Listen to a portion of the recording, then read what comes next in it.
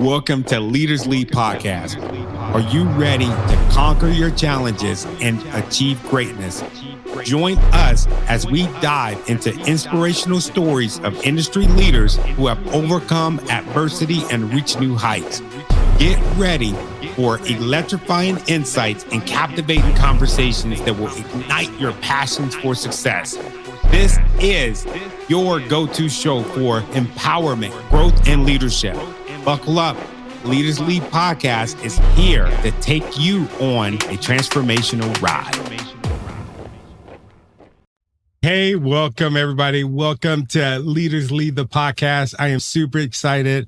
Today we got my new good friend, Ted Chamberlain, in the building. He is so amazing. When I first saw Ted come on the scene here locally, you're here in Lacey, right, Ted? That's right. Yes.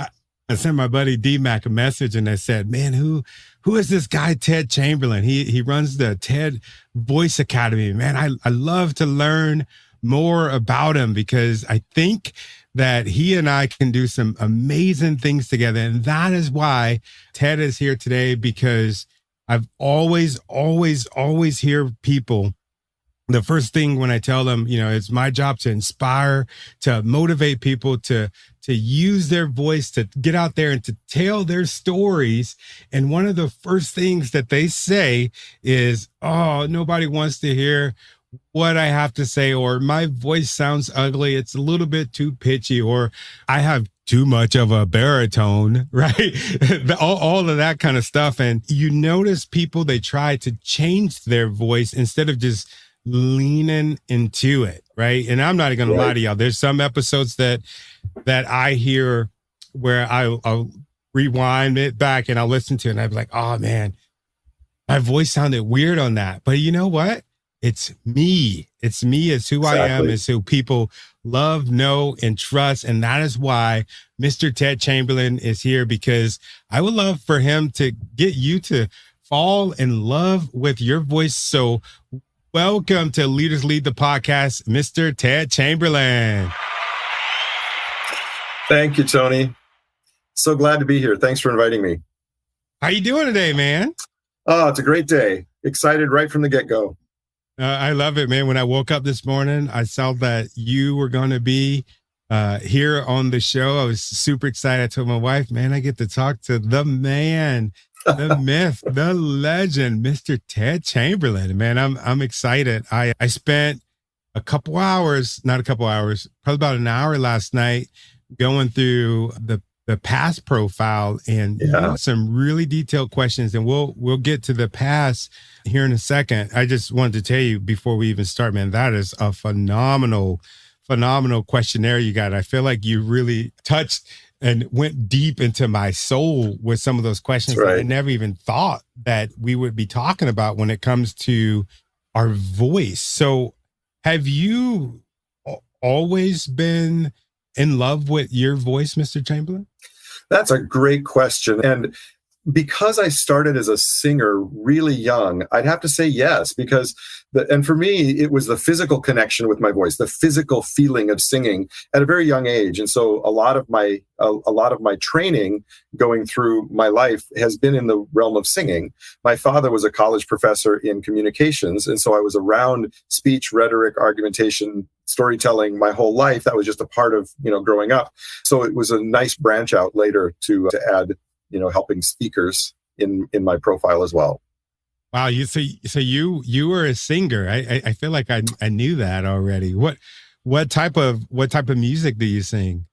Well, it's interesting. I kind of grew up in a classical kind of realm and didn't do a whole lot with pop singing stuff until much later in life. And then when I started coaching people and kind of guiding people with pop music and so on, I was on America's Got Talent with a group in 2012 and did some kind of fun stuff with that. And then I have done, voice coaching. I taught choir in schools for 30 years. But the style of music that I kind of fell in love to, and I still sing quite a bit today, is barbershop harmony. I kind of fell into it when I was 16. I sing in a quartet with my sister and a couple of other women right now called Hot Notes, and just have a good time with that. But I'm also doing a solo. I've auditioned for a solo at the Business Networking International Global event in Hawaii in November. So I auditioned with a song, "This Is the Moment" from the musical Jekyll and Hyde. So I've done that. And the group that was on America's Got Talent hasn't done much since the pandemic, but we're getting back together for a whole Christmas season this year and doing some concerts. So that'll be fun. How was it being on America's Got Talent? Was that pretty a scary experience? Oh, it's exciting. It was for somebody, like that loves to sing, and with the group is made up of a lot of professional singers and composers, and it's like really strong stuff. And so there were 16 of us that were on that program, and it was a blast. Every minute of it was just exciting. Wow, what song did y'all sing? Can you sing it? Well, okay, no, there's no way I can sing it for you because it's like 6-8 parts. I don't know, but and that was 12 years ago. But we took what we called it popsicle music because we took pop music and did it kind of in a classical style. So the one we auditioned with in front of the judges was "Baby Hit Me One More Time" from Britney Spears. But it started with this whole cool Renaissance beginning, and so people didn't know what it was, and then we kind of hit it, and then they went nuts, and so that was cool. So did it go like, "Baby, hit me one more time"? Yeah, exactly. Yeah. What do you think? What do you think about my voice just there? I got to do some work on it. Oh, you got a gorgeous voice. I see. That's one of my beliefs. And it's deep. This isn't something like I put on a front. I really believe that everybody has their voice and it's beautiful. And sometimes we shy away and don't give of ourselves because we're afraid. And so learning to kind of embrace those natural qualities that you have is kind of one of the first steps. Of course, we all work on skill development. That's not it. But it's the difference between, I've often talked when I'm in the singing world, I'll talk between your voice and singing as two separate things. You have what your instrument is, right? And you can develop that and hone it, but it's your instrument. And then it's how you use it that is your singing. And same thing with speaking. You have a voice and then you have your speaking. And so we want to align those and make those kind of fit more together. Yeah, that's interesting. One thing a few months ago, my daughter was telling me that our voice, like you brought up something really cool as far as our voice being an instrument, but she was telling me that we actually have chords as far as like, well, how does that work? So they're called vocal cords, but it's just, they're ligaments in the throat. And that's the part of the voice box. And kind of think they're V-shaped and they sit in your throat right behind your Adam's apple. Women have it too, same anatomy, except their Adam's apple isn't so big that it protrudes, but it's the same anatomy inside your trachea. And that's the vibrating source for the voice. And so, learning to understand how to, a lot of it is getting out of the way so it does its natural job the way it was intended. And oftentimes we put interference in its way, so that gets in the way of our authentic voice as well. When you say interference, what do you mean by interference? In a word, tension. So for example, as a really simple or at least basic level of that understanding, if someone has jaw tension, that jaw tension typically goes to the root of the tongue, which is at the top of the larynx, which then immobilizes or somehow kind of manipulates the larynx rather than letting it just do its job. So we got to get that tension out of the way, whether it's in the neck, the throat, the tongue, the shoulders, the hands, your left pinky toe, whatever it is, it seems to always travel right back up into the voice and cause constriction and keep us from being the most free, natural sounding voice that we are. So is this something that you do before? Man, I'm getting this is some good stuff, Ted. I'm getting the freaking there's tons. It's some good insight here, man. This is gonna be really killer. I think for both of our students. I know with my stuff with Speak University, this is not stuff that I cover because I don't know this stuff. I never thought about this kind of stuff. The average speaker, I don't think knows. And I think that that's really important that you understand where your strengths lie in how you approach what you do, because it would be unauthentic for you to try to teach what I do. And it'd be unauthentic for me to teach in the way that you do, because that's a complete background of your experiences, your understanding, your way of relating with people, all of that. And this is mine. So this is kind of where my wheelhouse is. Did we just become best friends? Yeah, we did. Yes. Yes. In fact, inseparable now because we kind of complement each other. Oh man, I love it. So if so this thing with, getting the stuff out of the way in your throat so that you can come off and sound and be the most authentic, is this something that you do kind of like a chronic thing, or is this something that is acute, like right before you get ready to speak, or both? It's probably both. It's also a journey, like just about anything in life. It's not like there's just like a final destination and you get there and ta-da.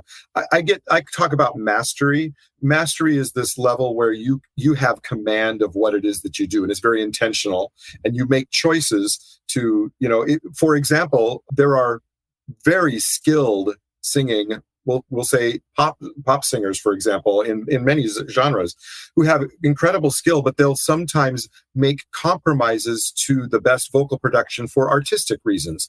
That is perfectly valid, because really what we're talking about is communication, right? Mm-hmm. And using our voice for communication. So we do make adjustments for artistic purposes that kind of sometimes take us out of that foundational, but the master of it understands where that foundation is, and then they can break those rules whenever they want to. Wow. So if I were getting ready to do a speech, how should I do that? Would you mind running me through?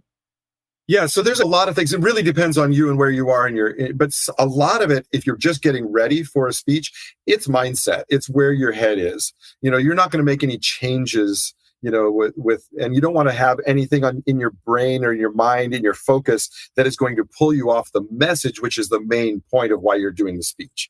So whatever you can do to get yourself into that space, whatever your routines are, and there are visualization things you can do, like standing like a superhero to build yourself more confidence. You can practice some articulation things to kind of wake up your mouth, and get your articulators working. There's a number of things, but it really depends on the person and where they are and what they need, what they should do right before going on stage.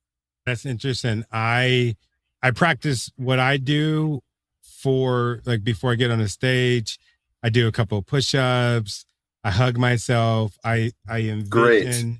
I envision me speaking. I envision head being nodded, and I envision people writing stuff down. I envision my heart being full. I envision getting Perfect. hugs afterwards.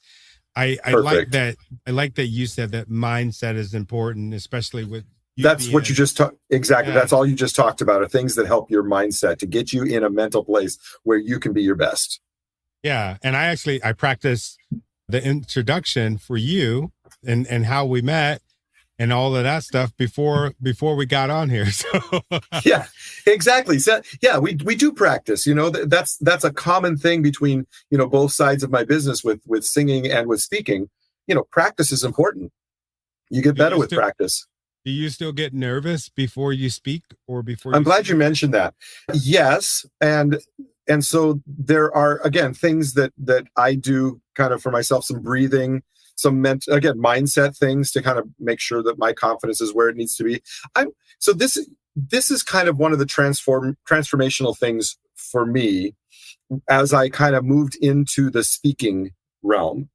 Because my father was a communications professor, it was his bailiwick, and that wasn't the thing that I jumped into. So I was kind of in my lane, he was in his, that kind of thing.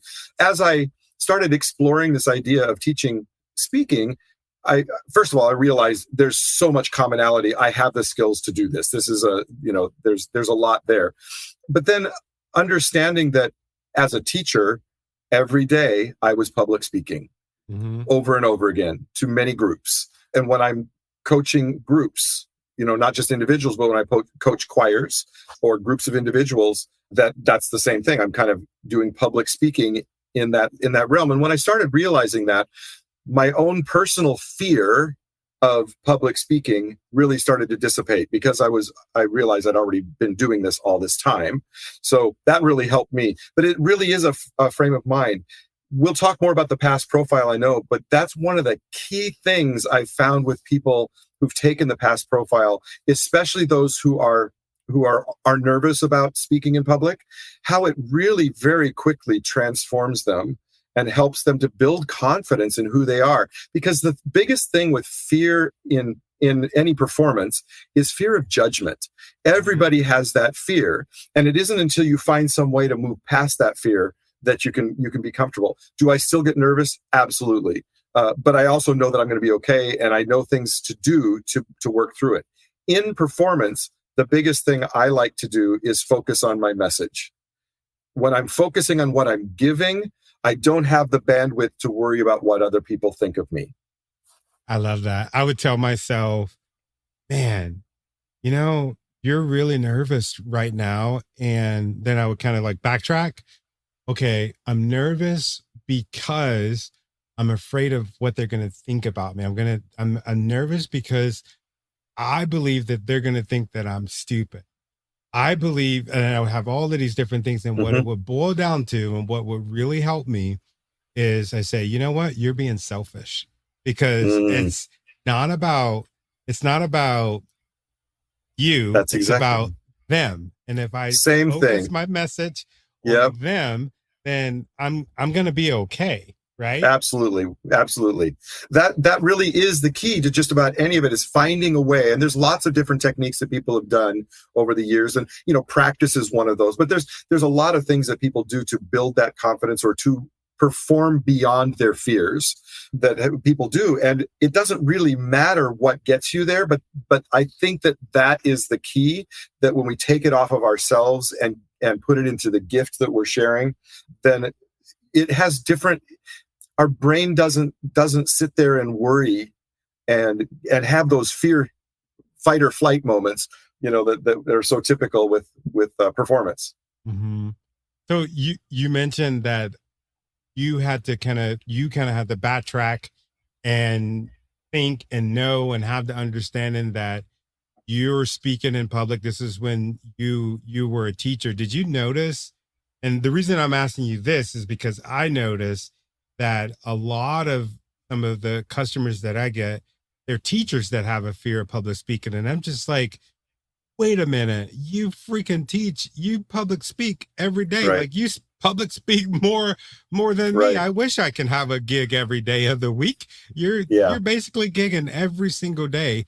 But 100%. did you notice that there were a lot of teachers that had a fear of public speaking? It's like it runs the gamut, just like the general population. It really does. And teachers, when they're in their safe place of their classroom and they've got their kids and they've built relationships with the kids, the teachers who get the most nervous, they're still going to be nervous on that first day of school. And they, you don't think of that. You think about the kids being nervous coming to school. No, the teachers are nervous on the first day of school too. And yes, they've gone through this. They know what they're going to do, but it's dynamic and they don't know what's going to happen, and they want kids to like them just like the kids want the teacher to like them. So all of those things are still in play. And so you have the full gamut of people who are in levels of confidence in public speaking, but in their domain, in their classroom, they build that rapport quickly, and then they get through that part of it rather fast. Ooh, I love it. So I'm curious, man. I think you're an interesting dude, man. I love that mustache. I think it's so cool that you're a singer, you're in a quartet. I think you're very interesting.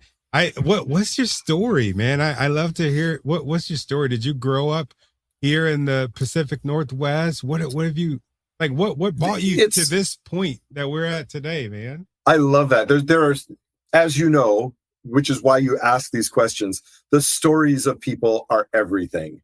Right. And they're so rich. And so each person, by the time they get to my age, they have books that are just waiting to be written because of all these things.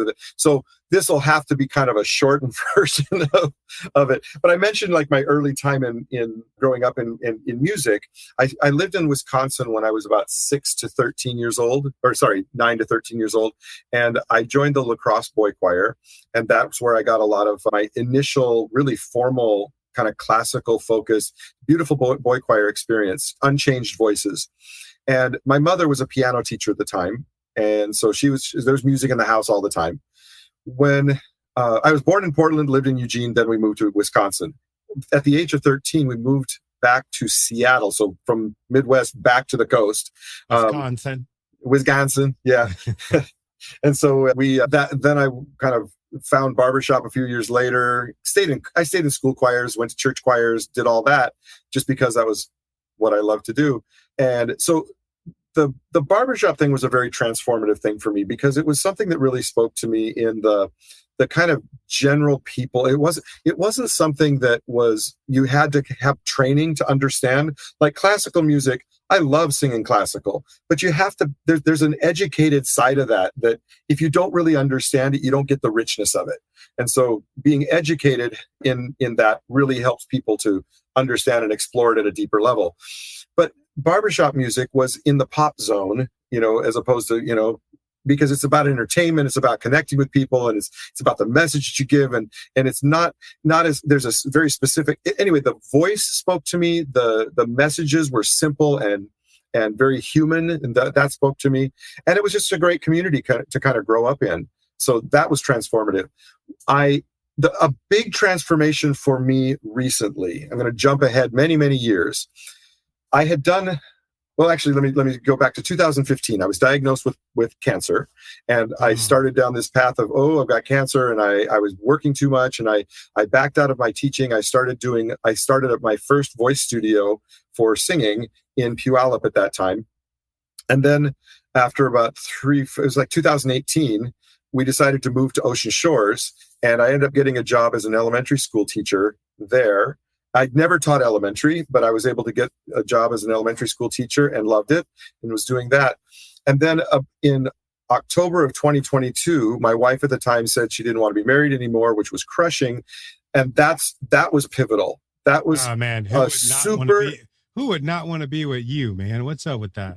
It is such an important point, a real inflection point in my life, because I had all of this background, all of this stuff that I had done, but I wasn't living in that space. And so when I started diving deeply into who am I now that I'm by myself, I'm my own person, I can do anything that I want. What is it that I really want? And who am I?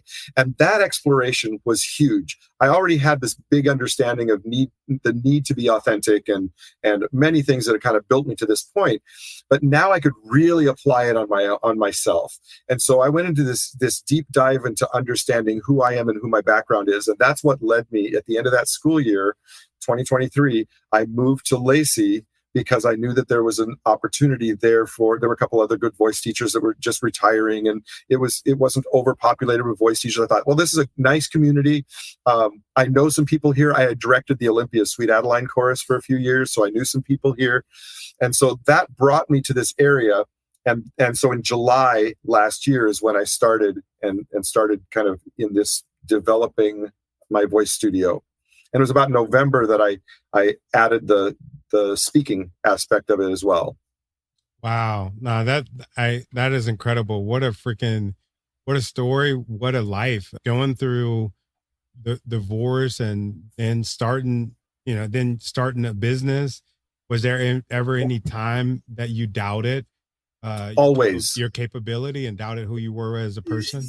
It took a while to get my sea legs in that because I was terrified, being out on my own. I was fortunate that my ex-wife and I had two houses, one that was kind of a rental, and then one was the one we lived in. They had equal equity. So she kept the one she was living in. I took the other one, sold it. So I had some money to kind of help make it through while I was building a business, which was really helpful.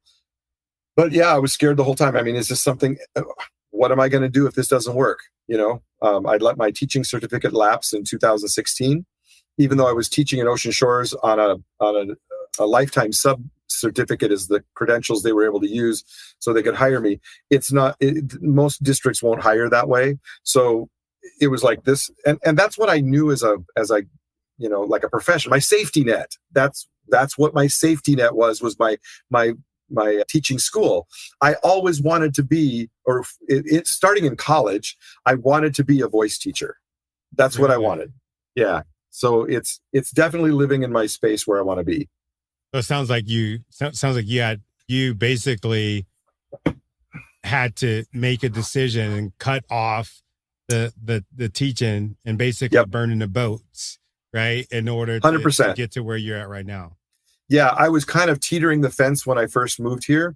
And then this is a whole other story for a whole other episode. I'm probably in somebody else's podcast, but I met a woman and we got married, and I'm super happy. But one of the things that she did early on is she said, your eyes light up every time you talk about voice, when you're talking. And she said, you need to put 100% of your energy that way and just let go of the school. So wow. That's where it went. No, man, this is the right podcast, because I mean, that is so inspirational. And a lot of people that listen to the show, that's what they're doing. They're trying to figure out what to do next. My purpose. I get emails, I get phone calls all the time. But I'm trying to figure out my purpose. What is my purpose? And I always say, your purpose for damn sure ain't just working and living in somebody else's dream that they made, working 100%. In the corporate job. And I always go back to your purpose is something that makes you smile. Your purpose is something that make your eyes light up the way that you do when you're talking about Ted's Voice Academy, right? 100%. So the perfect place, right place. Well, I was talking about the whole relationship, because that's a whole other really cool story. But let's go into this a little bit, because I think that this is a perfect dovetail into the past profile, because that's a great tool to help people understand where some options are. One of the cool things that it does is it gives the user 15 different career paths that could be appropriate for somebody with their speaking style. And so once they understand where their strengths are as a speaker, then all of a sudden you've got all these things opening up to you that say, wow, I hadn't thought of that before. It was interesting looking at yours and seeing like your first one was like a motivational speaker, I think. Really? That's interesting. That's actually what I do for a living. Exactly. And it was the first thing on your list of career paths. So are you serious? So take us down that route. I think, we kind of talked about it before. What is the past profile? How do you access it? What does it show us? And what do we do with it? Great. The past profile. So I think this kind of builds into my story as well. It plays off the fact that I'm a teacher, a national board certified teacher. And then as I started this kind of process of becoming a vocal coach for speaking, I wanted to have an assessment tool to help me understand where a person is. I'm totally strengths-based. I focus on where people's strengths are. My belief is you manage weaknesses, you develop strengths. And so helping people understand where their strengths are, I was looking for a tool that would help me do that. I couldn't find any. And then I started thinking about ways that I might be able to create something. And so over kind of in December last year, over a couple of weeks, I started this development process. And it was one of those mad scientist things where sorry about that. I totally just dove into it morning, noon, and night, because I had this idea and I had to get it kind of put it. So I got my first level of it there and started testing with people. The idea was this was something I wanted in my practice so that I could give it to people. As soon as I got it going and people started using it, and it kind of showed me proof of concept. It's like, this actually does exactly what I was hoping to, and way better than I imagined. Then I thought, well, I'm having to spend a couple hours each time somebody does one of these and just kind of making sure that I get it all formatted and all the information put together correctly. And I said, I need to get this automated. So I started pounding the pavement to try to find a way to get this automated outside of my realm. I'm a choir teacher and a singer. I don't know this stuff. So I've been learning a bunch. Anyway, I found an automation team and they were able to kind of get the whole process. So you go to our website and you click on it, it goes to a pay portal where people pay for it, and then it sends them the questionnaire. And so it's a questionnaire, and it is fairly lengthy because it's important to dive down into the intricacies that make you unique as a speaker. So some of the questions might even sound very similar to other ones, but what they're getting at is a slightly different thing. And so when people kind of hit this with like, this is what I would actually do, this is the way it would be if I were actually in this situation, this is how I would respond, they get very accurate results and very useful. And so it spits out about 20 pages of information about, how they speak. The speaking style itself, if you don't mind me taking a little bird walk on this. Yeah. I first started with 35, somewhat arbitrary number, but I just thought that gives a really broad spectrum of the way people can speak. So like Barack Obama being quite the orator, right? And there's some people that are just really about empathetic, connections. And you think like Elon Musk, and he's more like electronic focused in the way he presents, and it's a little more robotic. It's not quite the same, kind of connection point. Sometimes. Yeah. I don't know if people saw Michelle Obama's speech last night. She's so personable, and it was fire. It just oozed out of her, and the passion, so these are things that kind of come through in these 35 archetypes, if you will. And so I started with that, built a questionnaire around those, but the brilliance of it is that it takes all the data points from the questionnaire and combines them and analyzes them and creates a unique, just for you speaking style. So that no two people are going to have the same speaking style, because they're not the same. And you think about that, if you watch two different people, how do they come across? They're different people. And so these are their natural tendencies. How do you learn to love what those are in yourself and then start bringing them out? So sections of the report include things like, first, a ranking of those 35, just kind of see where you lined up in those 35. It's more kind of novelty almost at that point, but it gives you a little bit of insight as to what was looked at. And then the meat and potatoes of it is the next section, where it goes into your specific speaking style and gives it a name, and it goes through a whole bunch of things about how you deliver, the way people perceive you, the way that technology can build into what you do, how you network, all kinds of different things that are part of how we communicate in a professional way in our daily lives. Okay, so and it is aimed for professional use, as opposed to like relationship building in couples or something like that.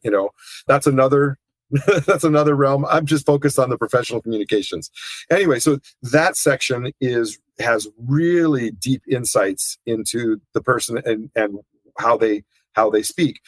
Then I kind of alluded to already the 15 career paths. This isn't to say you should quit your job and become one of these, but it's really fascinating that like yours, many people find that jobs that they currently have or have had are in that list. And then other ones have been like, oh, I've always wanted to do that, but I've never had the guts. This has given me the guts. I'm making a change in the way that I'm going to, in my direction of my life. And so it can be a very transformative section of the profile, is those suggestions. And it isn't to say that if your job isn't on there, you're not suited for it. It just kind of takes your best qualities and says, this is kind of what seems to be a natural alignment. And so there's that. And then the next section, one of the things that, and you talked about this a little bit at the beginning too, many people, when we doubt ourselves, we think, I have to change the way that I talk because nobody's going to like me if I am just me, right? And so what I do is I bring a parallel of somebody who is a well-known person who is renowned for their speaking as well, and somebody that has a lot of crossover with the person. So then it shows this kind of how they are like this other person in the way that they speak, so that they can see it actually is a really powerful way to be. You don't have to hide behind it. You can put that at your forefront. So that section is in there. And then there's a roadmap of development. Like, these are some things you might think about to kind of move forward, because, having your speaking style is a huge thing, but we're always in that process of developing and looking for better ways to communicate. And I'm not saying that any of those other ideas are bad ideas. It's just that we need to be looking more at how it aligns with us personally and why it's a good fit for us or it's not a good fit for us.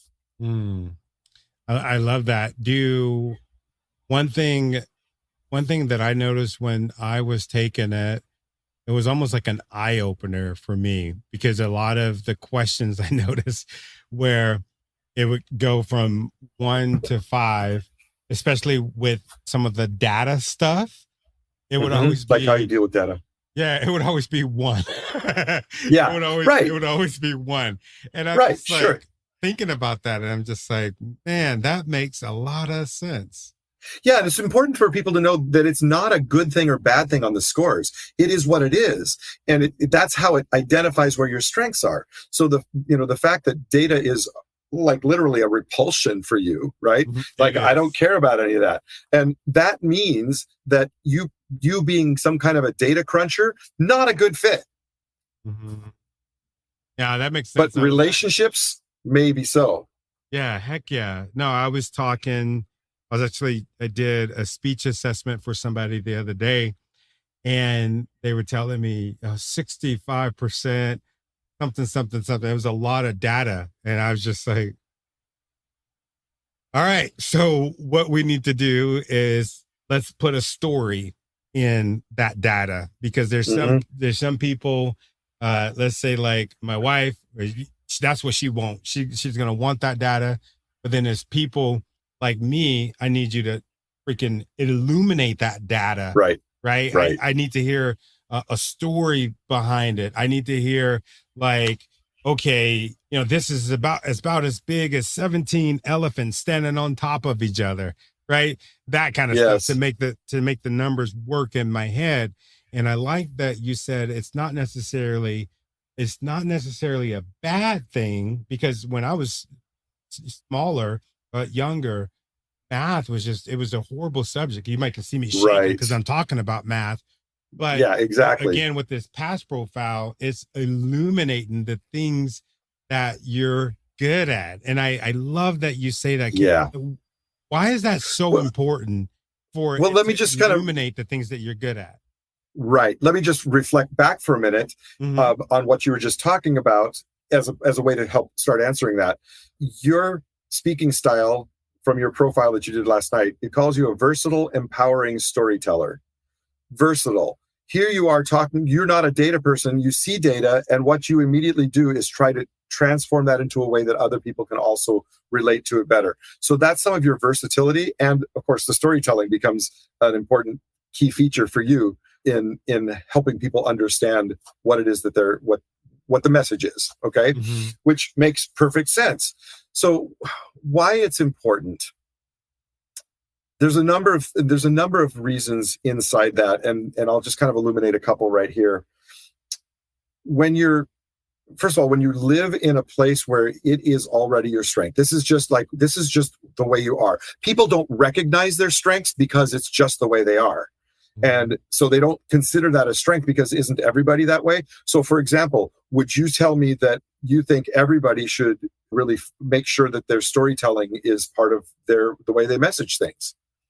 Not necessarily. No, okay, and that's fair because you adapt. But at the same time, that's something that you're always going to do, and it's something that's going to be compelling for you. But it might not Uh-huh. be for somebody else. And so, if somebody else is trying to force a story, they're going to come up with a story. It may hit, it may work. But really, if they stay in their zone and in where their strengths lie, people are going to buy what they have to sell. They become believable. We as humans, I don't know if it's the mirror neurons that we have, but we connect through emotional stuff and our stories. But when we communicate with people, we know right away, instinctively, in a blink of an eye, if they're telling the truth or not.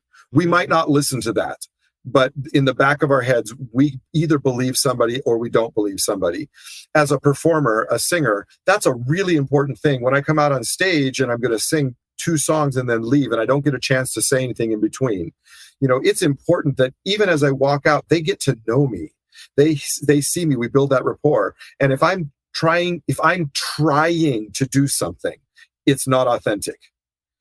You have to be something, and understanding who you are, not what to do, accelerates that immensely. And so understanding who you are becomes fundamental to just about everything else that we do if we're going to live in a space of authenticity.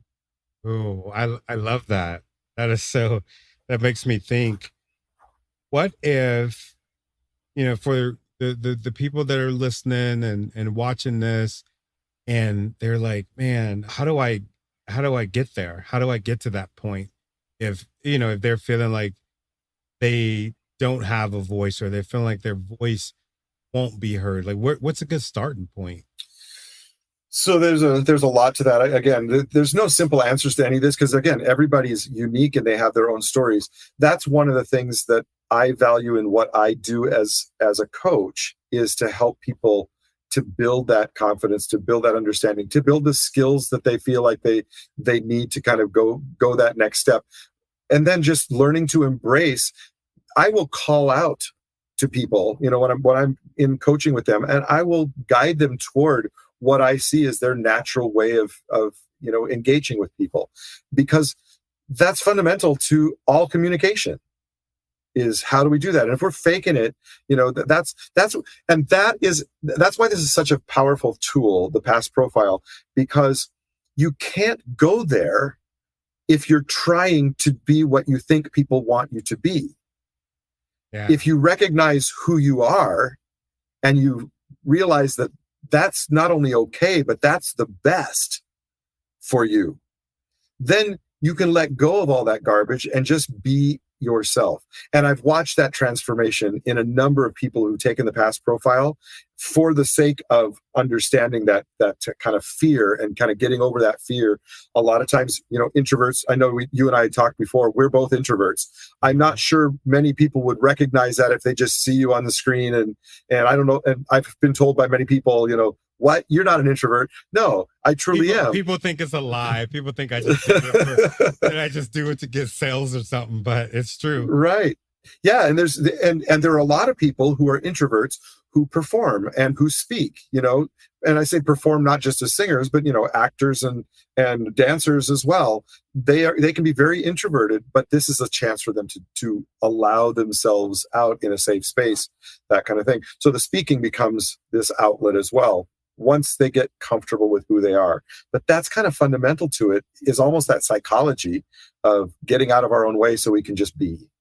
Yeah. Barack Obama is an introvert. Did you know that? I'm not surprised. I didn't know. I've never heard that, but it doesn't surprise me at all. Yeah. Yeah. You mentioned the speeches last night, and I thought those was some incredible speeches. They were incredible. I actually took some notes when I was watching it. I love the way Michelle, and I don't know if you picked this up. I love the way how Michelle, it was almost as if, you erased the fact that, this is a political convention or whatever. Right. But it was almost as if she was your auntie sitting at the kitchen table, like schooling you and just kind of letting you know what's happening and reinforcing. But so stuff kind. There's so much love in that woman, and it exudes when she talks. I mean, you feel like you know her right away, and because she opens up. She's a person that doesn't block when she's talking. She is in communication with her audience. And it was fun watching because their eye contact, they've got the little monitors that are just off the screen, and she oftentimes would go right at the camera and just talk right at the camera, which is another level of awareness, and Barack didn't do that as much. He was back and forth between the two teleprompters most of the time. Very engaging. And it was awesome. And he's a great orator. And yet I thought last night she outdid him. She was just on fire.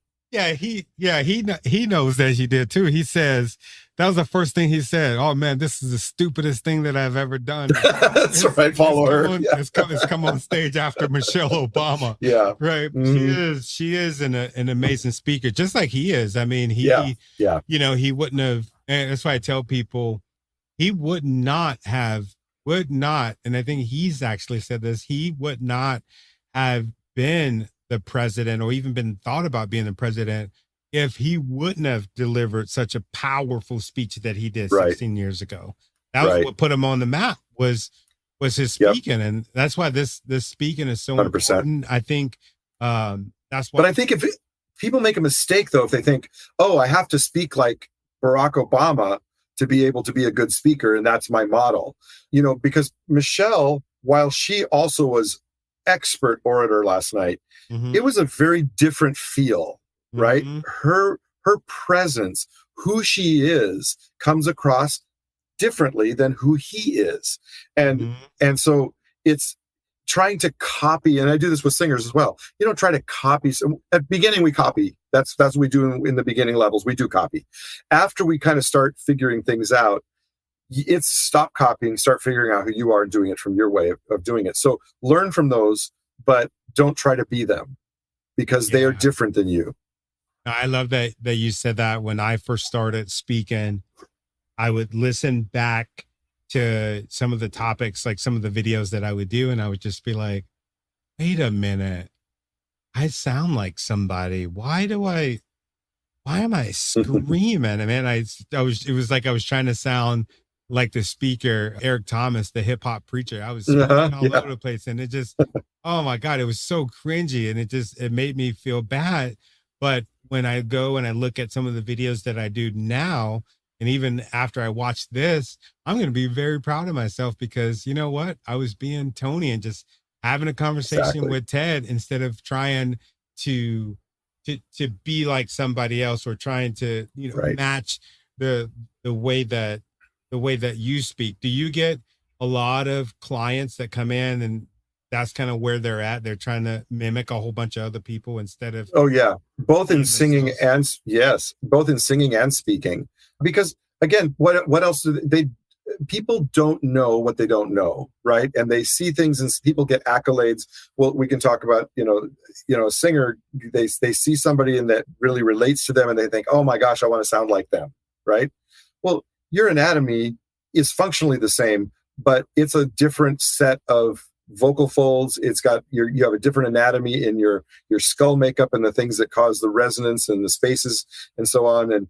And so there's a natural and your background, your experience, who you are, those are all super important in finding your really true target or authentic voice as a singer. And the same thing is true with speaking. If we can learn to get out of our way and it's hard. It's a process. You don't just go from zero to expert, overnight. But that exploration of trying to identify those things that really do resonate with you and are part of who you are, bringing those out and making those at the forefront, that comes as you start kind of exploring this way. It's not a flip the switch, from, as you know, because you've worked with people too. You don't get like from beginner to advanced in a session. Right. Oh man, this is so good, Ted. This is so fun. Good. Yeah, man. I appreciate you being willing to come on the show and talk about what it is that you do. For the folks that are listening, for the folks that are watching, where can they go to get their hands on this past profile, and how can they, or is there a way that they can get with you so that they can get coached by you? Yeah, absolutely. Well, the past profile, I turned it into a separate business just because it became something that was out. I mean, I use it in my voice coaching business, but it had a kind of legs of its own. So I wanted to let it go and kind of have it become its own thing. So it's its own company. And so they can go directly to the website underneath past profile. So www.pass-profile, PROFILE.com. And from there you can find the links and I think there's even like a promotional discount right now. And so they can go in and it'll lead them through to kind of take them right in there. As far as vocal coaching, and I'll be doing I'm able to do, like, if there's a business owner out there right now thinking, man, I'd love to get my whole, work crew together and work through this. And you can bring me in, we can work out a custom kind of coaching package, that kind of thing. But the one-offs, if you're just like a person listening, you say, wow, I want to do this. That's how you do it, is jump in like that. Ted's Voice Academy is my vocal coaching business for both singing and speaking. And so if there's interest in coming to work with me, then the best way is probably at my tedsvoiceacademy.com email. And of course, you can go to my website, tedsvoiceacademy.com. Awesome. Did we leave anything out for this episode? Anything hanging? Any last words? No, this has been a joy, Tony. I'm loving getting to know you over these past few weeks, and I look forward to kind of continuing our friendship and moving forward together and tossing some of our clients toward each other to kind of help in the areas that your strengths are and so on. So I really appreciate the opportunity to be here today. Heck yeah, man. I would love to bring you in on one of our group training sessions and cool. And see what you can do with folks. I think this is this is incredible what you're doing. And, just me taking Thank you. the past profile, I've never taken anything like that before. Mm-hmm. It just illuminated just from taking it and not even getting the results yet. I was just like, it just made me think about a whole bunch of different things, and different things as far as the way that I speak, the way that I think, the way that I communicate and network. Mm-hmm. And I've never really sat down and actually did that. So thank you. I really appreciate Absolutely. that amazing gift. I think the world of that product, and I think the world of you.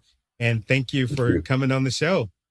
Thank you so much, Tony. You're an awesome guy, and I really appreciate all that you're bringing to the world of speaking as well, and your positive approach to everything. You're a gem. Thank you. Thank you for allowing me to travel with you on your journey. I want to say thank you for the things that you're doing, the things that you've done, and the things that you're gonna do, because I know that you're gonna do something truly amazing. Remember, I'm here to stand by you as you chase your dreams, lead with greatness, and continue to make a difference. Don't forget to subscribe to the podcast so that you can be notified every time we drop a new episode. I'll see you next time on Leaders Lead the Podcast. Peace.